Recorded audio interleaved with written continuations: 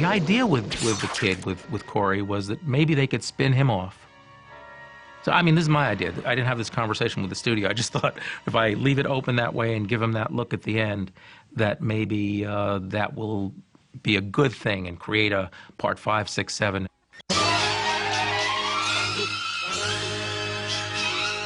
Well, it was an interesting story. What happened with that was they had originally asked me to come back and reprise the role and do the entire sequel. But unfortunately, I was working on Goonies at the time, or fortunately, whichever way you want to look at it. Working on Goonies with Donner and Spielberg at the time, and we were shooting like 6-day weeks for like 6 months. Like, well, we want to shoot you on this, and we'd love to get, do it, but, if we can't start for another 6 months, we're going to have to find another solution. We got to get this movie out. So I said, well, I'll do whatever I can, but obviously I'm a little tied up. So they said, okay. So what they did is they had me come in and work on a Sunday. Let's rip this sucker open. We gotta get a look at the main man.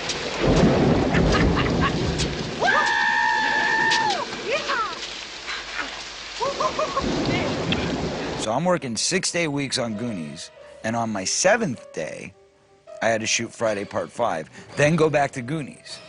So I think it was the only time in my career as an actor, just working for SAG, where I actually shot 13 days in a row without a break.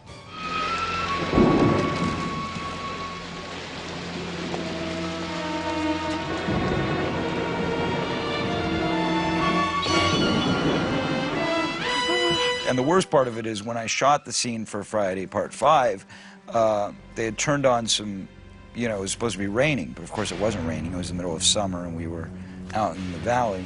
And they had no rain machine because it was a small budget. And of course it was a skeleton crew working on the 7th day, right? So what they did is they hooked up a hose to a sprinkler valve in the backyard of whoever's house we were shooting in, which actually happened to be a neighbor of mine.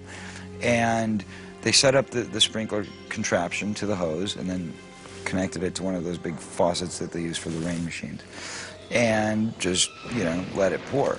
So not only am I working on my 7th day before going back into a full another work week, but I'm standing there freezing cold, and there is no Jason there being put into a cemetery plot. It's me standing in my neighbor's backyard, freezing my ass off, going, and they're like, okay, now you're seeing him come out of the grave. Now he's coming after you. Now he's chasing you, and I'm just, oh, okay, yeah, okay, great. Can I get dry now? Thanks, So it wasn't the most pleasurable memory of my career, but it was brief, short and sweet.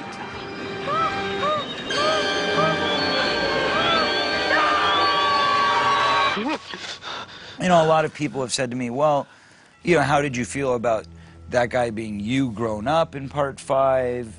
Do you think, and then they had somebody else play me grown up in Part 6. My character kind of went on for years.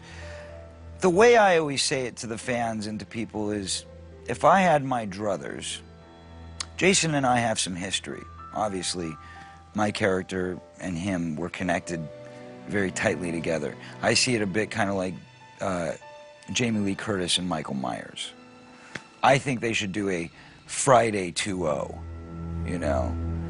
where we kind of skip past the middle ones. Let's say Part 4 happened, and then you could even say Part 5 happened because nothing really was resolved with the character at the end of Part 5. I thought it was a pretty good movie as well. I thought it was very suspenseful, and I liked the fact that Jason wasn't Jason for a change, but it was somebody pretending to be Jason.